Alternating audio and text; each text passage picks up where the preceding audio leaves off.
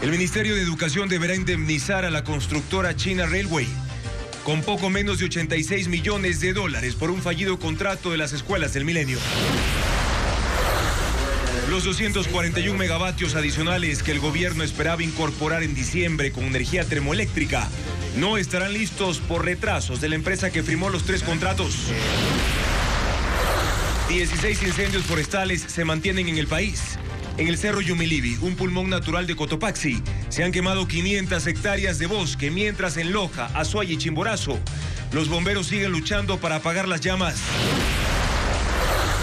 Este fin de semana empieza en Quito una campaña de reforestación de las zonas afectadas por los incendios y se plantarán 35,000 árboles y plantas. La imposición de una multa de 179 millones a 5 aerolíneas de España abre el debate sobre los cobros abusivos de algunas empresas por cambio de asientos y otros servicios. 3 detenidos durante las protestas de ayer en Quito deberán ofrecer disculpas públicas. 4 serán procesados, mientras que otros 3 menores fueron liberados.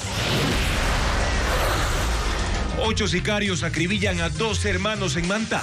Los atacantes llegaron en 2 camionetas vestidos con uniformes de policías y con fusiles. El presidente ruso, Vladimir Putin, ordenó la producción en serie de misiles hipersónicos Oreshnik, como el que lanzó ayer contra Ucrania y que puede portar cargas nucleares. Ecuaterra explora la reserva ecológica Las 7 Cascadas, un santuario natural de 207 hectáreas que se extienden por las provincias de Esmeraldas, Imbabura y Carchi. Los clubes del fútbol ecuatoriano definen los primeros lugares y quienes descienden en la jornada de la Liga Pro. Amigos, bienvenidos a una nueva emisión informativa aquí en Televistazo Estelar. Comenzamos con el desarrollo de las noticias. El Ministerio de Educación deberá indemnizar a la constructora China Railway por haber terminado de manera unilateral el fallido contrato de construcción de las escuelas del milenio. Revista Vistazo reveló la sentencia que obligará al Ministerio de Educación a adquirir deuda para poderla cumplir.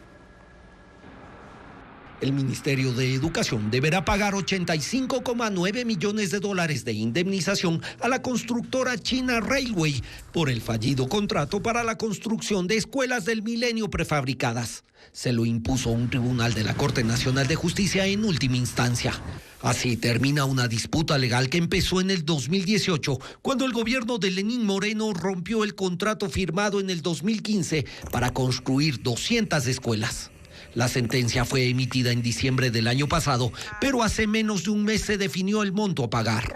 Revista Vistazo, en su última edición, explica el conflicto que inició en el 2015 cuando el gobierno de Rafael Correa adjudicó directamente el contrato por 196 millones de dólares. Las escuelas debían estar instaladas hasta el final de ese gobierno en el 2017. Los plazos no se cumplieron y hasta enero del 2018 el gobierno de Moreno solo recibió 20 escuelas, la mayoría con problemas. La decisión fue terminar el contrato y multar a la constructora con 29 millones de dólares. Eso motivó la demanda contra el Ministerio de Educación. La justicia le dio la razón a la constructora china porque el gobierno recibió a conformidad 20 escuelas y aprobó cambios de diseños. La mayoría de las escuelas recibidas ya no existen. Unas fueron desmanteladas por el Ministerio de Educación y otras saqueadas. Y la sentencia obliga al ministerio a recibir también lo que queda de otras 30 escuelas que fueron construidas.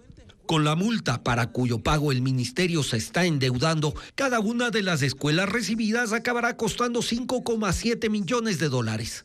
En el contrato solo valían 980,000 dólares. Y por si fuera poco, las escuelas prefabricadas que aún existen no podrán usarse mucho tiempo más porque su vida útil, que va entre 8 y 10 años, está por concluir. Tras 28 días de audiencias, hoy terminó la presentación de los alegatos en el caso Metástasis y el Tribunal de la Corte de Justicia se retiró para deliberar. 21 procesados son acusados de delincuencia organizada dentro del sistema judicial. El tribunal anunciará su sentencia de forma oral en una audiencia que ha sido convocada para las 10 de la mañana del lunes de la próxima semana. El gobierno contaba con tener en diciembre 241 megavatios con nuevos generadores comprados a 2 empresas internacionales.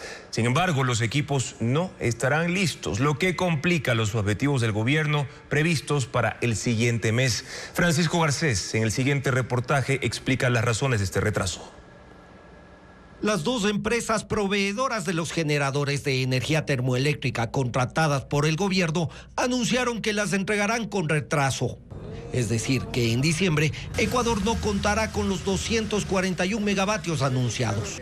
La compañía austral debía entregar 48 generadores e instalarlos en contenedores en Esmeraldas para producir 91 megavatios. Según el contrato y la información del gobierno, debían estar en pleno funcionamiento el 27 de diciembre. La proveedora informó que tuvo problemas para embarcar los generadores que estaban en el Líbano. Ya están viajando y estarán operando, según la empresa, desde el 9 de enero. Lo mismo pasa con 29 generadores comprados a Progen para el Salitral en Guayas, donde deben producir 100 megavatios. También estos, que debían funcionar desde el 30 de noviembre, están viajando desde Estados Unidos. Progen anunció que las pruebas empezarán la tercera semana de diciembre y que durarán alrededor de 10 días. El tercer contrato con Progen incluye 20 generadores para Quevedo que deben generar 50 megavatios. La empresa planea enviarlos la próxima semana. Llegarán en diciembre y estarán operativos en enero. El retraso de estos 3 contratos complica el ofrecimiento del presidente Daniel Noboa, quien anunció terminar con los apagones en diciembre.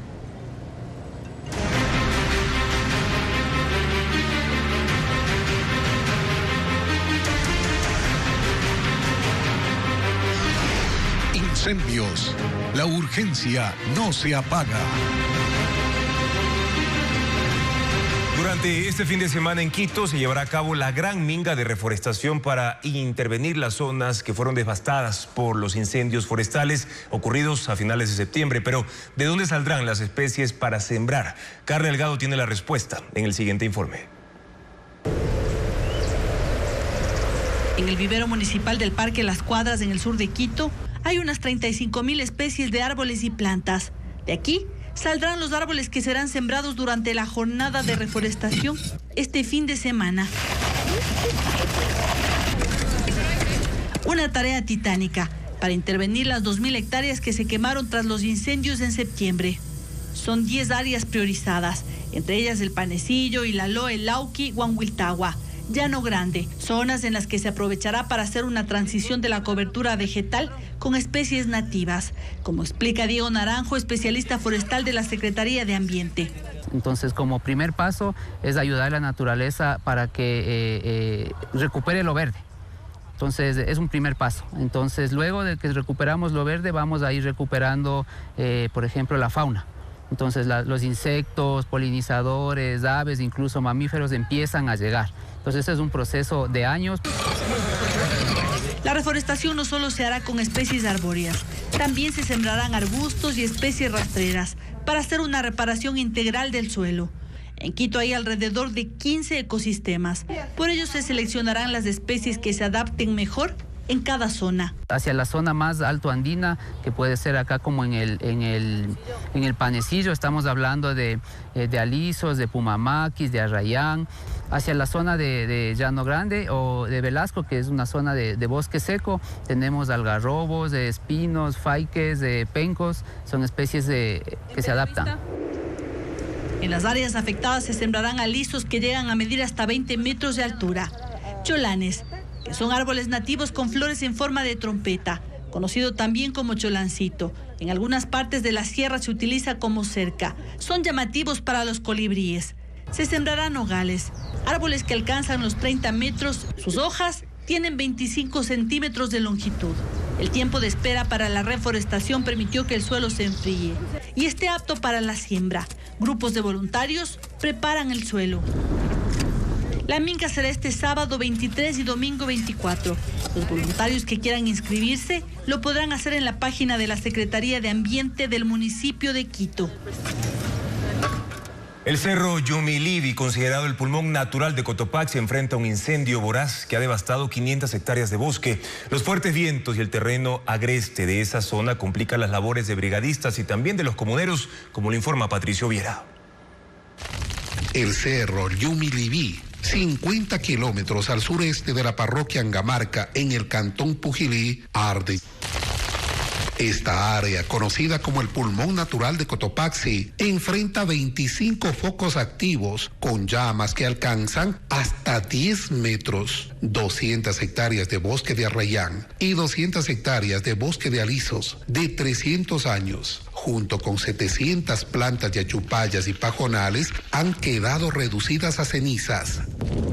Y hay ositos, cabras, venados, entre otras especies. 8 brigadistas del Cuerpo de Bomberos del Cantón Pujilí, armados con matafuegos artesanales, luchan desde las 6 de la mañana para controlar el incendio. A su lado, 20 comuneros han sumado esfuerzos, logrando apagar las llamas que estaban a 50 metros de 7 viviendas. Y es difícil ingresar porque hay bastantes montañas, son las partes pendientes y es un poco peligroso.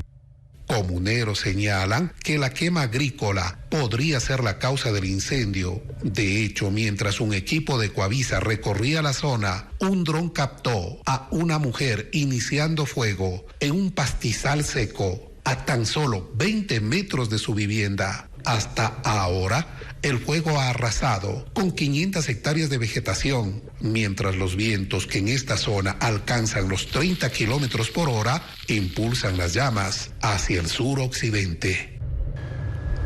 Mientras tanto, brigadistas y comuneros continúan luchando contra 16 incendios forestales activos en el país, especialmente en Loja, Azuay y también en la provincia de Chimborazo, donde hay más de 21.000 hectáreas destruidas. Loja continúa siendo una de las provincias más afectadas por las llamas, con 11.771 hectáreas devastadas. El 80% de la destrucción ocurre en la capital, donde los incendios de San Pedro de Vilcabamba se han extendido a zonas como Yamburara, Cucharillo y Las Palmas, en la parroquia Vilcabamba. Hoy, 150 personas entre militares, bomberos y comuneros se esfuerzan por extinguir las llamas, reforzando las trochas en el Parque Nacional Podocarpus, que ha perdido 124 hectáreas de bosque. Allí, helicópteros de las Fuerzas Armadas han realizado 29 descargas de agua.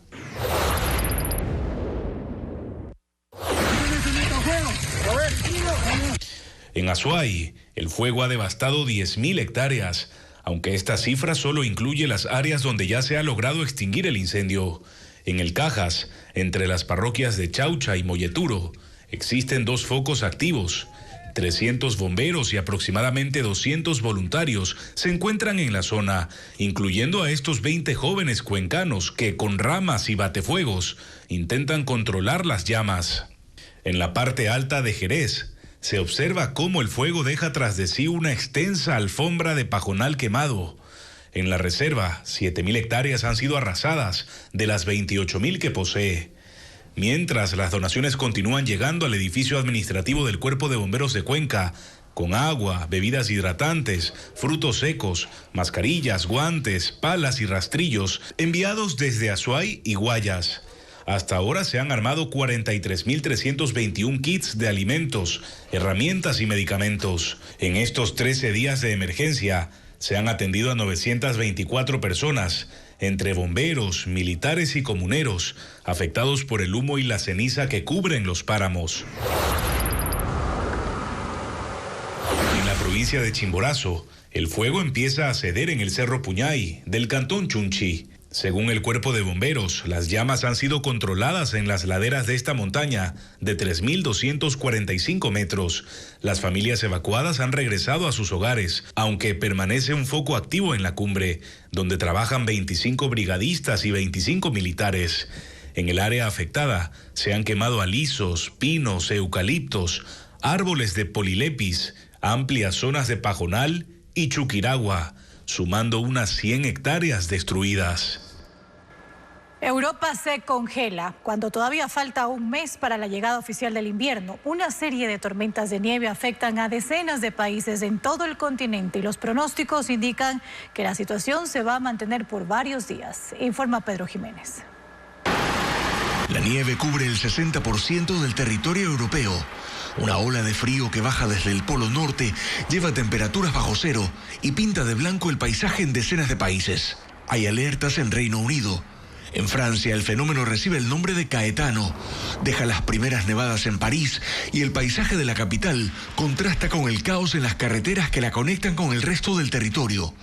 2.500 camiones están varados desde la tarde del jueves. La nieve y el hielo provocan retrasos y cancelaciones en el aeropuerto de Bruselas, en Bélgica.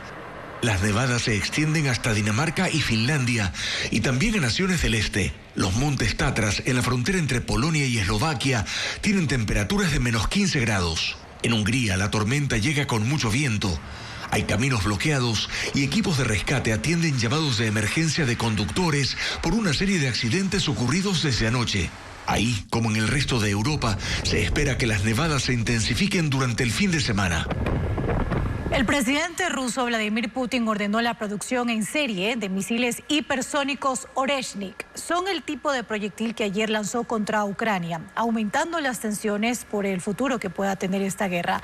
Ha dicho también que ese ataque fue una advertencia tanto para Estados Unidos como el resto de países aliados.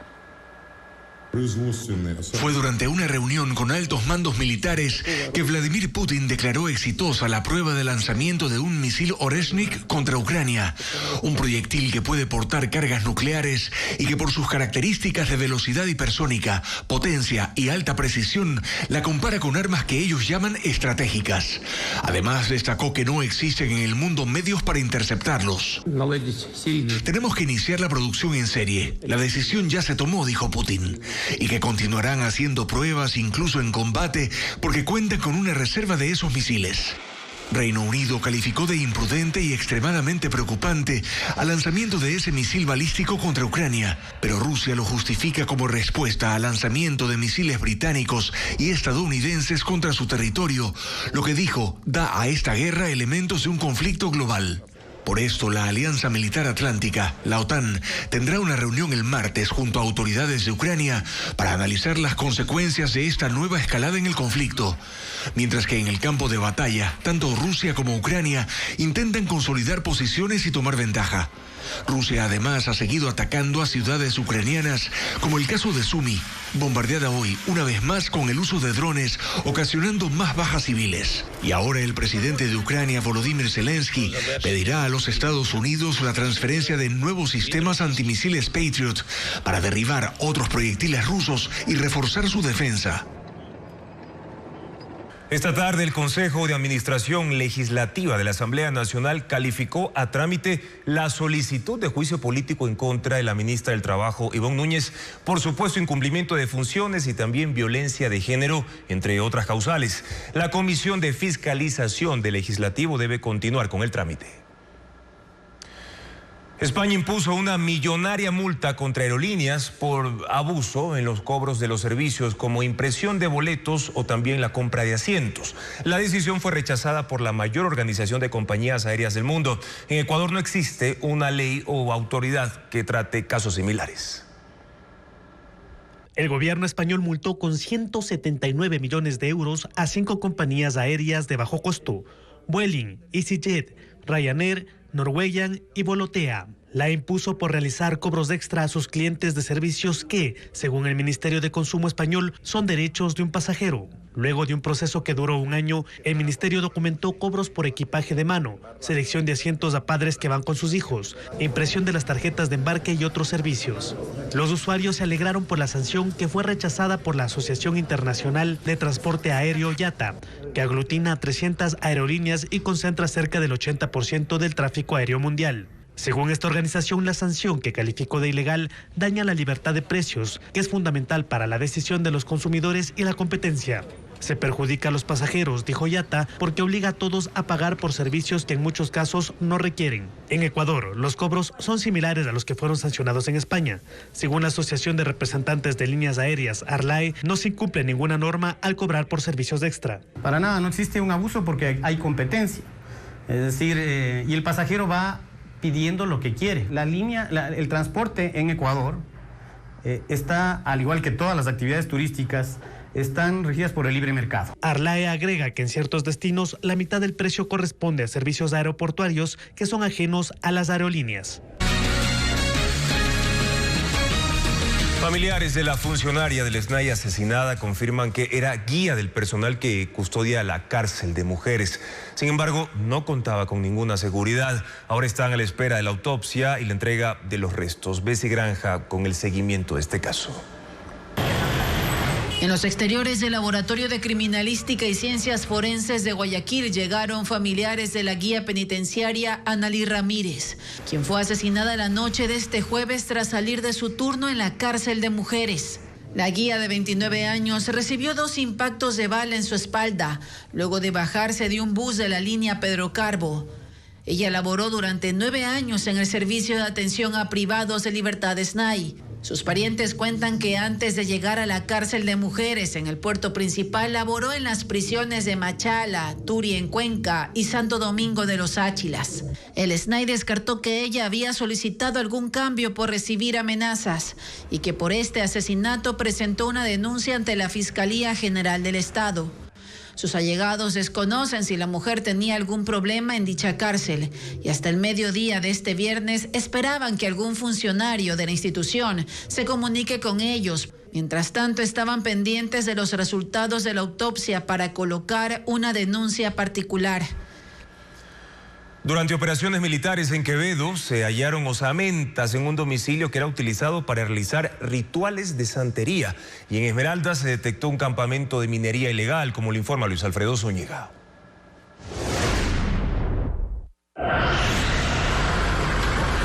Este viernes las Fuerzas Armadas realizaron un operativo en Quevedo, provincia de Los Ríos. Luego de trabajos de inteligencia, allanaron un domicilio en el sector de San Camilo y al ingresar encontraron una habitación utilizada para rituales de santería. Había 11 osamentas humanas, estatuas de la Santa Muerte y celulares. En una de las habitaciones había fotos de personas con varias velas. A las evidencias encontradas se suma un vehículo y la detención de una mujer con el alias de la Bruja.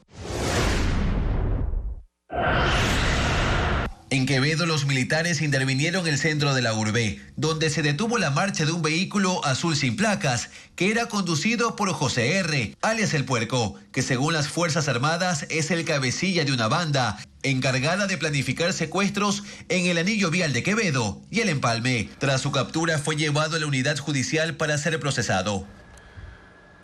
Los expresidentes de España, Mariano Rajoy, y de Colombia, Álvaro Uribe, presentaron alternativas para enfrentar la crisis de inseguridad y también la recesión económica en Ecuador.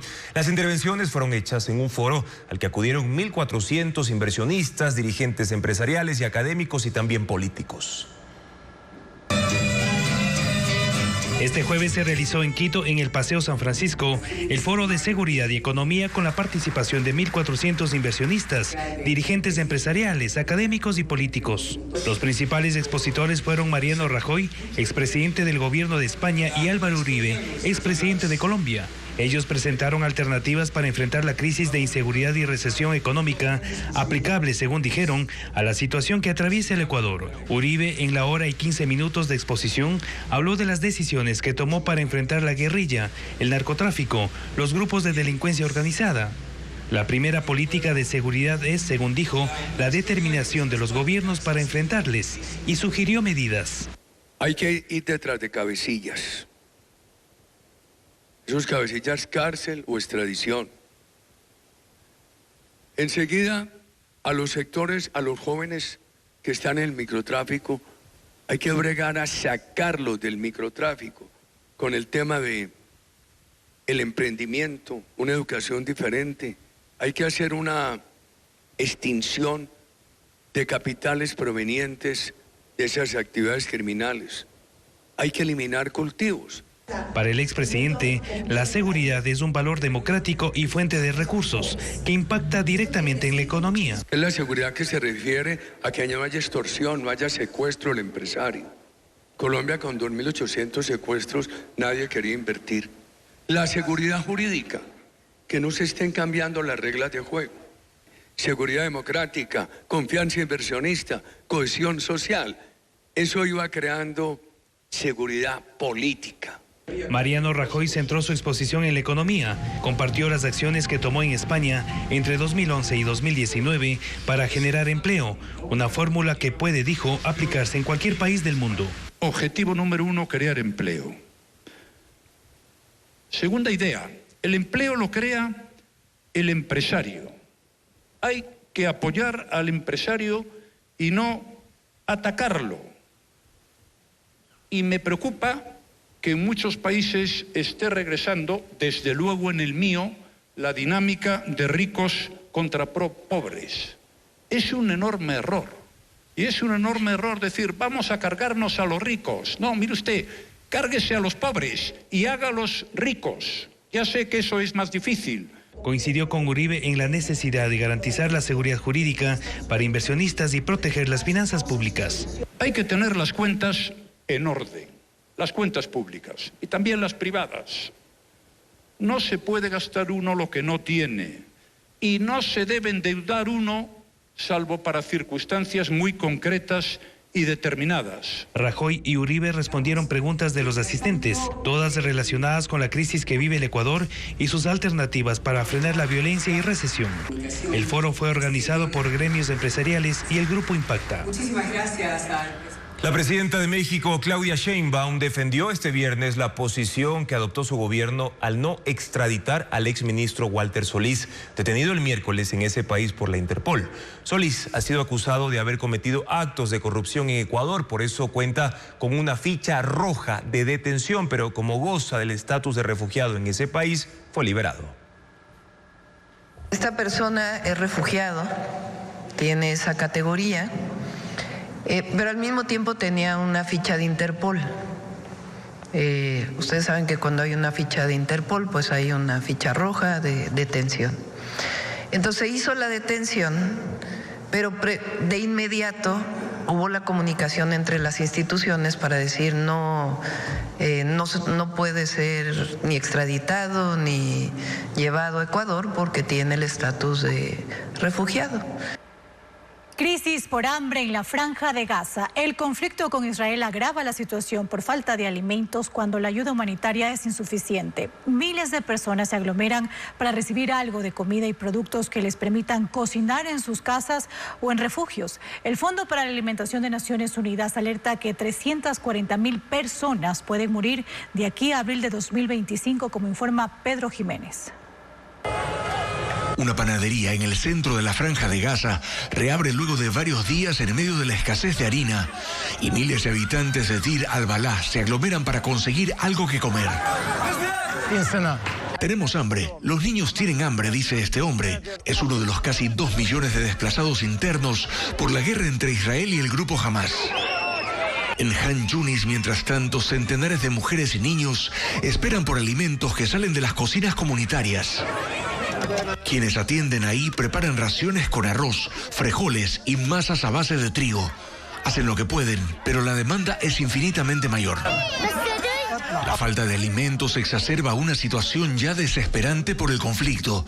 La entrada de ayuda humanitaria es insuficiente, a pesar de la apertura de nuevas rutas controladas por Israel.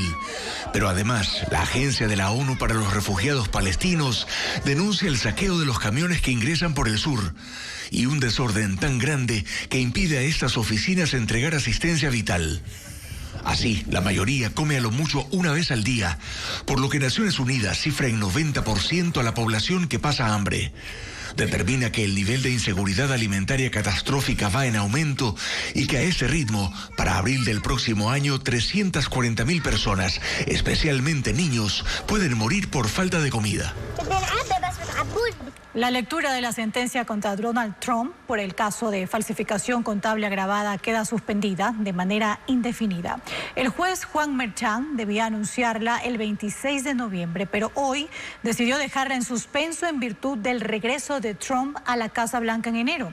En este caso, Trump fue declarado culpable por 34 cargos penales por ocultar el pago de $130,000 a la ex actriz porno Stormy Daniels. Ahora la defensa de Trump puede presentar un recurso para sobreseerlo del caso en virtud de su inmunidad presidencial. El Parlamento de Nicaragua, integrado por el oficialismo, aprobó la reforma constitucional impulsada por Daniel Ortega y su esposa Rosario Murillo. El documento cambia más de un centenar de artículos y entre ellos extiende el periodo presidencial de 5 a 6 años y crea la figura de cogobernantes para que Ortega y Murillo compartan el poder. Además, se elimina la separación de poderes colocando a la pareja a la cabeza del Ejecutivo, el Legislativo y el Judicial. Según la Constitución, las reformas deben aprobarse en 2 periodos legislativos. La siguiente votación está programada para el 10 de enero. Uruguay se prepara para la segunda vuelta electoral este domingo. Los ciudadanos escogerán entre seguir con el gobierno de centro-derecha o cambiar a la izquierda. El oficialista Álvaro Delgado se disputa la presidencia con Yamandu Orsi del Frente Amplio, que espera regresar al poder tras gobernar desde 2005 a 2020. Según las últimas encuestas, hay un empate técnico. Orsi aventaja con medio punto a Delgado. Y en Islandia, el parque del famoso Spa Laguna Azul fue engullido por la lava del volcán que entró en erupción. Los huéspedes del hotel y las casas cercanas fueron evacuados, pero las autoridades dijeron que no había amenaza para los viajes aéreos en la región. La península de Reykjanes no había experimentado actividad volcánica en 800 años. Los sismólogos dicen que una falla inactiva y que se encontraba bajo el paisaje volvió a despertar desde 2021. Y en Estados Unidos, Chicago recibió la primera nevada de la temporada, dejando simpáticas imágenes del zoológico de Brookfield. Los animales disfrutaron del clima invernal jugando con pelotas como este oso polar. Los osos pardos también se divirtieron. Entre la nieve y las rocas corretearon los lobos mezclándose con el paisaje, mientras que los tigres prefirieron descansar. El pino gigante que adornará esta Navidad el Vaticano llegó a la Plaza de San Pedro y será iluminado el próximo 7 de diciembre, cuando se inaugure también el tradicional pesebre navideño. El majestuoso ejemplar mide 30 metros de altura y proviene de un bosque del Valle del Edro en el norte de Italia. Este pino, conocido como gigante verde, se vio envuelto en una polémica desde el momento de su elección, pues más de 40,000 personas firmaron una petición para evitar que sea talado. Pero el Vaticano defendió la elección, destacando que esto permite el recambio natural del bosque para las próximas décadas.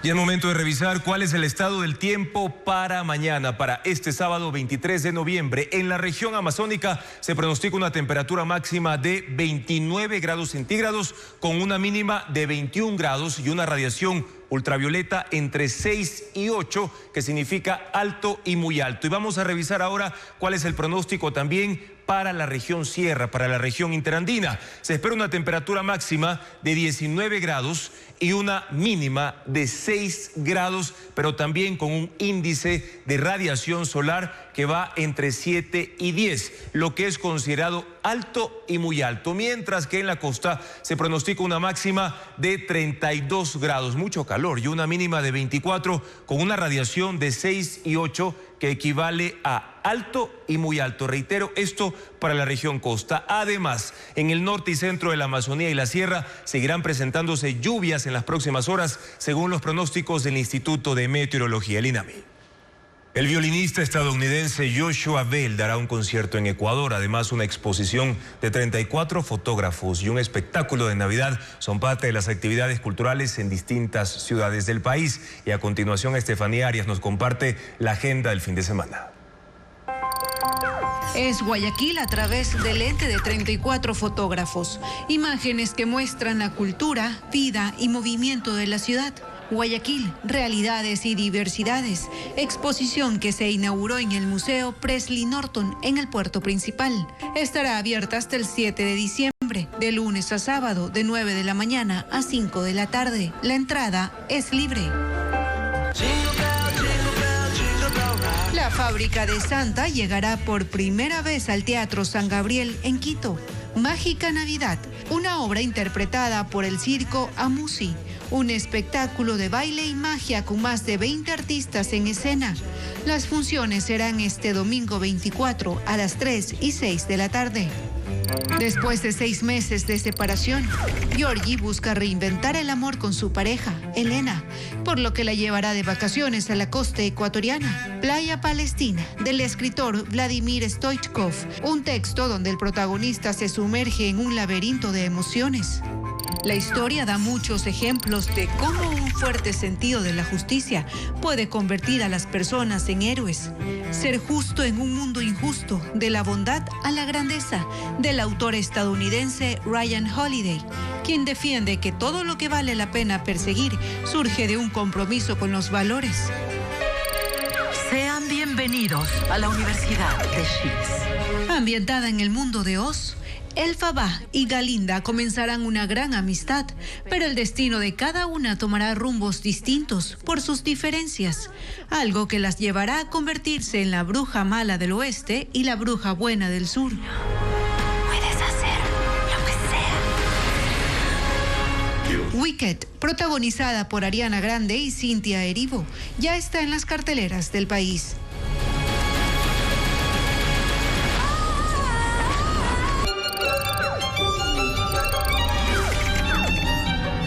Es uno de los artistas más aclamados en la música académica, ganador de un Grammy. El violinista estadounidense Joshua Bell se presentará en el Teatro Nacional Sucre en Quito durante la celebración de los 138 años de este espacio cultural. El concierto será el sábado 23 a las 19 horas. Y junto a él estará el pianista Peter Dugan. En 2 camionetas y vestidos como policías de grupos especiales, 8 sicarios asesinaron a 2 hermanos en Manta, Manabí, descargando 130 disparos. Horas después del ataque, la policía descubrió una casa que contenía armamento falsos y también uniformes utilizados en el crimen. 130 restos de balas quedaron alrededor de una camioneta en la que 2 hombres fueron acribillados la tarde del jueves en el barrio Las Cumbres de Manta. El ataque ocurrió en tan solo 25 segundos. Las víctimas, los hermanos Marlon Mero, de 21 años, y Javier Mero, de 30, apenas se habían subido al vehículo cuando fueron emboscados por alrededor de 8 criminales, vestidos con uniformes similares a los del Grupo de Intervención y Rescate de la policía. Los atacantes se desplazaban en otras 2 camionetas. Una quedó frente al vehículo de las víctimas y la otra detrás, rodeándolos. Utilizaban posiciones de combate defensivas, apuntando todo el tiempo de frente. Y mientras las víctimas intentaban escapar al mismo tiempo, el otro grupo de sicarios disparaba desde la parte trasera, bloqueándolos por completo. Los atacantes dispararon a una casa, a otro vehículo, se cubrieron y finalmente escaparon. La policía maneja la hipótesis de que el verdadero objetivo era otra persona. 2 horas después, la policía realizó un allanamiento en el barrio María Auxiliadora, a unos 12 minutos del lugar del ataque. En una casa de alquiler encontraron los implementos utilizados en el ataque: 7 fusiles, municiones, 8 chalecos antibalas, 3 cascos de protección balística, 7 pasamontañas, 6 pares de botas y 7 conjuntos de falsos uniformes policiales. No hubo detenidos. También fueron incautados 3 vehículos, uno de los cuales está reportado como robado. Y la venta de uniformes para policías y militares no es controlada y como consecuencia resulta difícil para los ciudadanos identificar cuáles son los agentes reales o falsos. Diego Cuenca con el informe.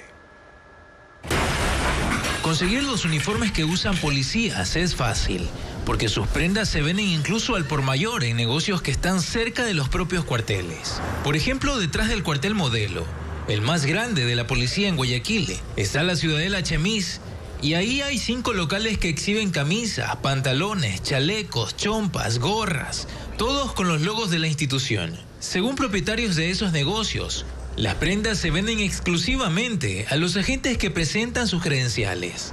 Tienen una página los policías del internet, entonces obviamente se le ingresa en la página del celular del policía mismo y ahí asoman los datos. Ellos reconocen que no saben si los criminales usan a los agentes para adquirir la indumentaria y el Estado no regula la comercialización de esa vestimenta. En Quito hay comerciantes que tienen 50 años en ese negocio y también piden credenciales para vender las prendas. Es una precaución que toman por iniciativa propia, pues no hay una ley o normativa que así lo establezca. Sus locales están en el sector La Recoleta, en el centro de la capital, a 2 cuadras del Ministerio de Defensa. Ahí hay mayor oferta de uniformes, incluso insignias y logos de las unidades especiales para estamparlas o bordarlas. Nada permite distinguir si esos distintivos son originales o falsos. Ellos denuncian que hay vendedores informales que ofrecen esos logos de manera indiscriminada. Nosotros no somos los únicos que vendemos. Hay mucha gente que venden afuera de los cuarteles y no sabemos qué procedencia es. Justamente este tipo de prendas están siendo confeccionadas de una forma irregular y están siendo vendidas en diferentes tipos de locales, lo cual se realizará la respectiva verificación e inspección. Vestir un uniforme policial cuesta aproximadamente $200 y una comerciante denuncia que fue amedrentada por delincuentes que querían la indumentaria. En enero de 2023, la Comandancia General de la Policía anunció que implementarían nuevos uniformes con chips y códigos QR para que los ciudadanos puedan distinguir a los agentes reales y falsos. Pero hasta ahora no se concreta. Televistazo consultó a varios agentes y todos confirmaron que no reciben nuevos uniformes desde hace 8 años aproximadamente. El Ministerio del Interior asegura que ese año priorizaron otras dotaciones y las prendas serán consideradas para el próximo año. 6 de los 10 detenidos durante las movilizaciones en contra del gobierno en el centro de Quito quedaron en libertad y 4 esperan audiencia de formulación de cargos. Mientras tanto, los 4 policías que resultaron heridos se recuperan en el hospital de la institución, como lo informa Paul Romero. Los 10 detenidos durante las movilizaciones de este jueves en Quito corrieron diferente suerte. Un juez de flagrancia dictó distintas resoluciones contra los implicados. 3 menores de edad no fueron procesados y salieron libres 5 horas después de los enfrentamientos con la Policía Nacional en la Plaza Simón Bolívar en el ingreso al centro histórico de Quito. 3 fueron condenados a ofrecer disculpas públicas por generar incidentes, actos violentos y agresiones a los uniformados. Una mujer, prosecretaria de la Comisión de Seguridad de la Asamblea, fue procesada por agredir a una servidora policial. El juez dictó medidas sustitutivas a la prisión, le prohibió que salga del país y que se presente ante el fiscal del caso los miércoles, hasta que termine la investigación. 3 fueron procesados por alteración del orden público y están retenidos hasta que el juez emita la resolución. Los dirigentes que organizaron la movilización y gremios de derechos humanos denunciaron excesos durante las detenciones. El mando policial dijo que aplicó el principio de legalidad, necesidad y proporcionalidad para garantizar la seguridad.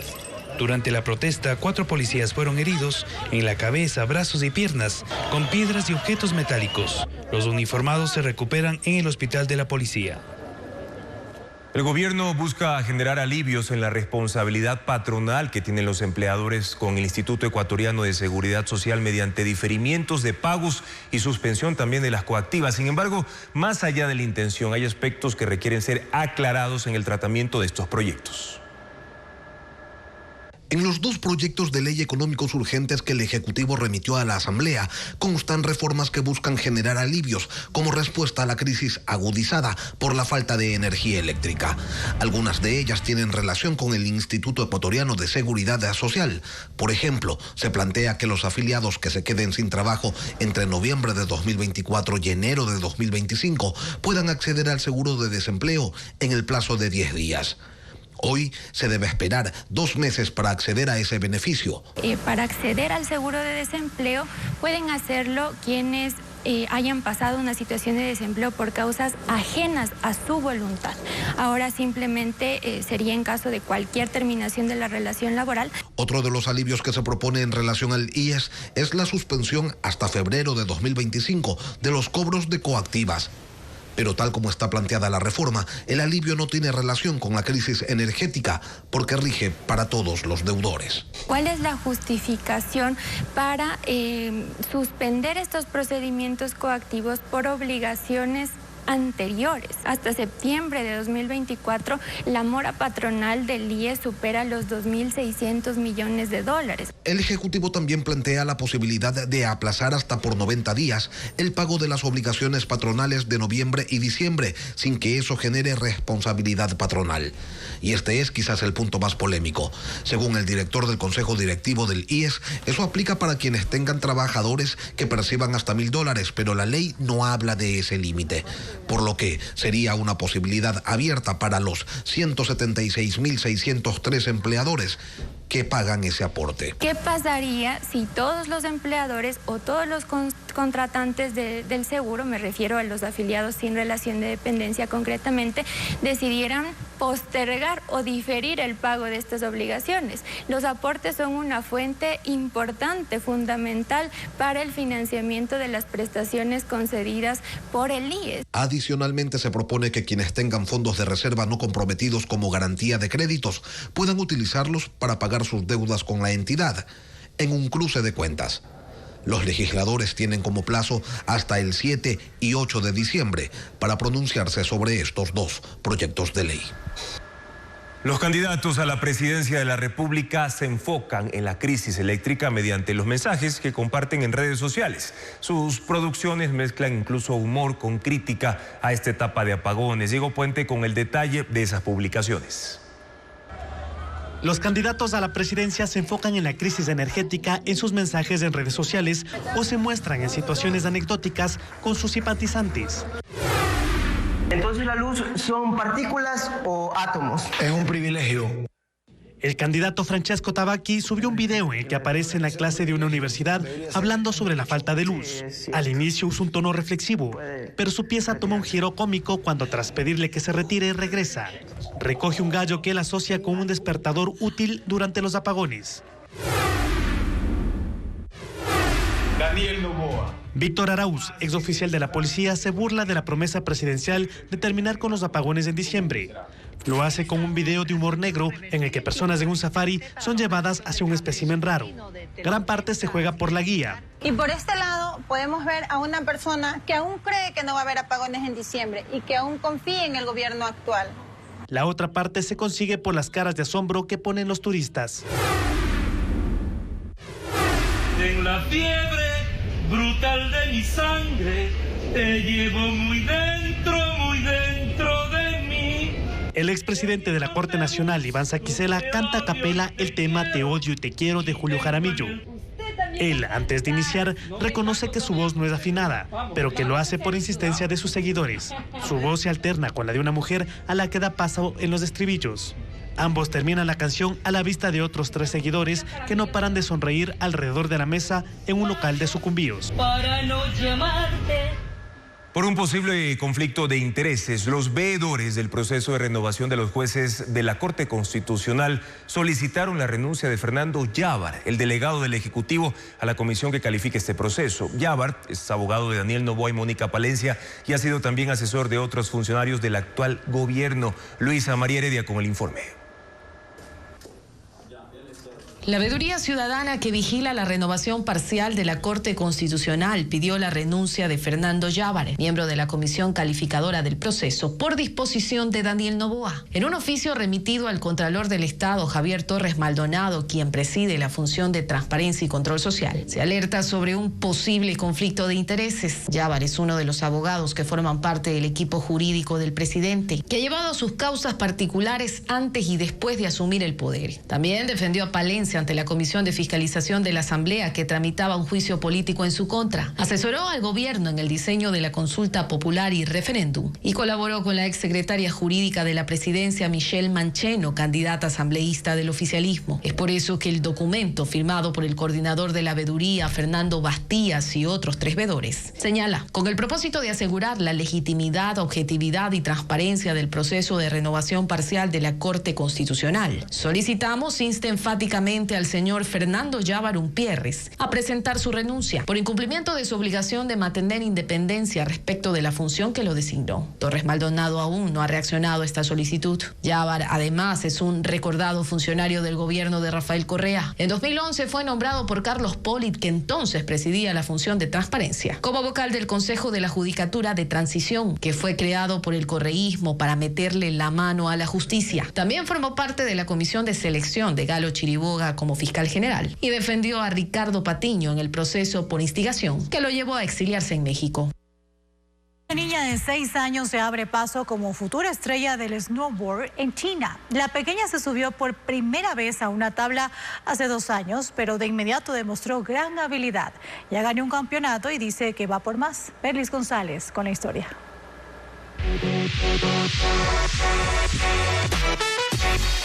A toda velocidad va Guo Ziyi con su tabla de snowboard por las montañas nevadas de la provincia china de Jilin. Ella no solo destaca por su habilidad, sino por su edad.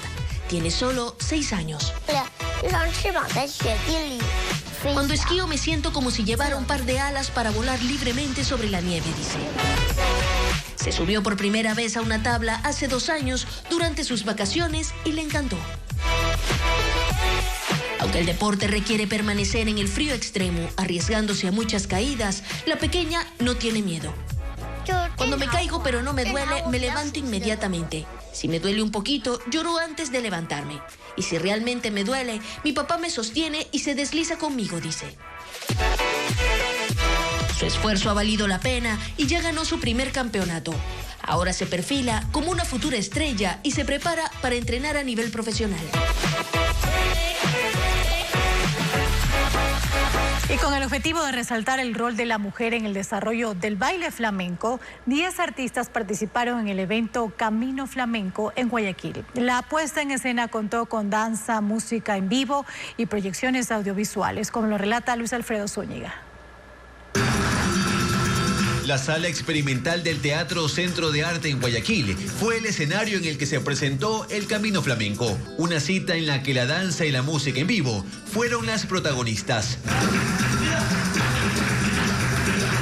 El objetivo fue reivindicar el rol de la mujer en el baile flamenco, una danza de origen gitano en Andalucía, España, y que se ha nutrido de otras culturas como la africana y la judía. Antiguamente la figura principal era el hombre, sin embargo, paulatinamente la mujer fue tomando protagonismo. Este evento gratuito organizado por el Centro Ecuatoriano Norteamericano tuvo a Carlos Falconi en la guitarra flamenca. Acompañada también de castañuelas y cajón español, Alessandra Fernández, junto a Gloria Febres Cordero e Isabela Merchán, fueron las bailaoras. Así se las denomina en el flamenco, danza que también ha evolucionado con el tiempo. Era mucho más estático y no había tanto movimiento ni de hombros, ni de las caderas, ni coquetería con la cabeza o el cabello. Ahora sí tenemos esa libertad. El baile y el canto fue acompañado por proyecciones de imágenes.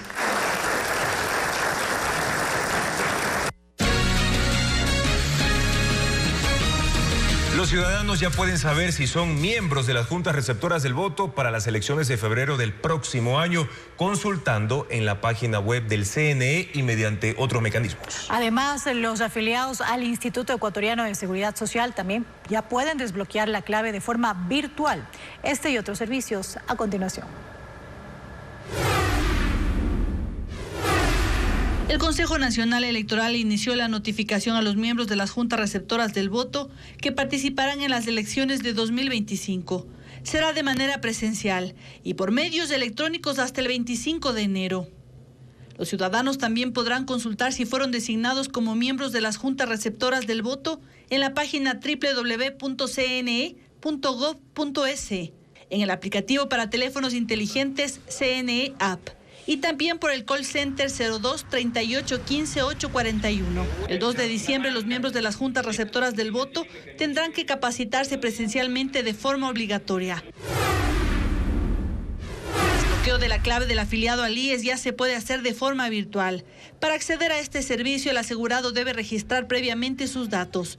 Hay que ingresar a la página web del IES, ir a trámites virtuales. En asegurado, seleccionar afiliado y dar clic en desbloqueo de clave. Se abrirá una pestaña. Ahí el usuario debe digitar su número de cédula y desbloquear. Luego recibirá un correo con la notificación. La Agencia Nacional de Tránsito habilitó el correo electrónico denuncias.comercio.ilícito@ant.gov.es para que la ciudadanía denuncie el comercio ilícito en el transporte público, como drogas, objetos robados, entre otros.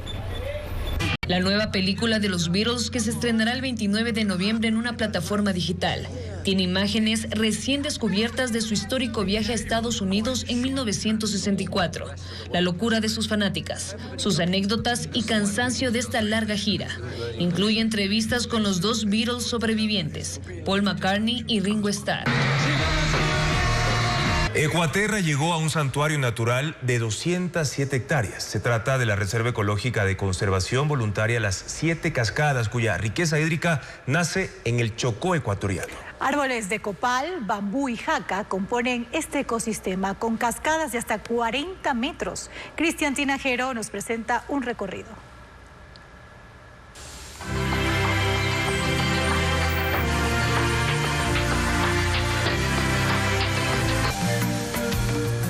La mujer más alta del mundo y la más baja se reunieron por primera vez para celebrar el Día de los Récords Guinness en Londres. Ambas fueron reconocidas como personajes del libro de los récords mundiales en la edición por su aniversario número 70. Merly González con las imágenes de este encuentro.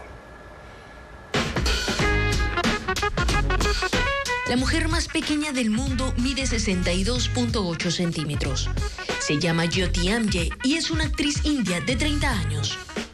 Viajó hasta Londres para un encuentro de altura. La esperaba Rumeisa Gelgi, la mujer más alta del mundo.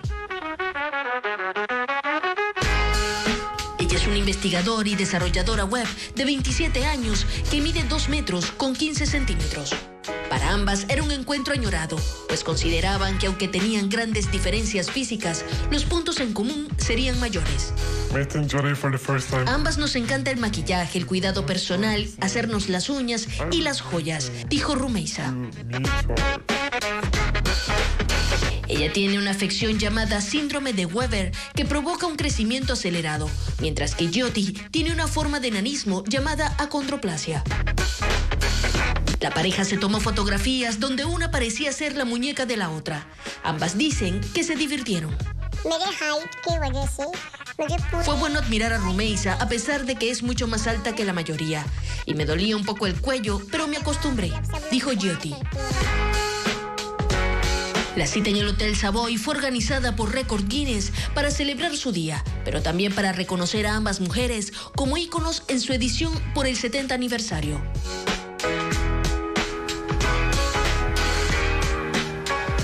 Gracias por su sintonía, amigos. Recuerde que puede constatar los horarios de los cortes de energía en el país programados hasta el domingo escaneando el código QR que aparece en pantalla y también consultarlo en ecuavisa.com. Además, en nuestras redes sociales pueden también conocer cómo podemos ayudar a las personas afectadas por los incendios forestales en varias ciudades del país. El reprise de este noticiero puede verlo a las 22 horas en Ecuavisa Play. Y Televistazo vuelve mañana en su emisión de las 7 de la noche. Buenas noches, amigos, y también un buen fin de semana.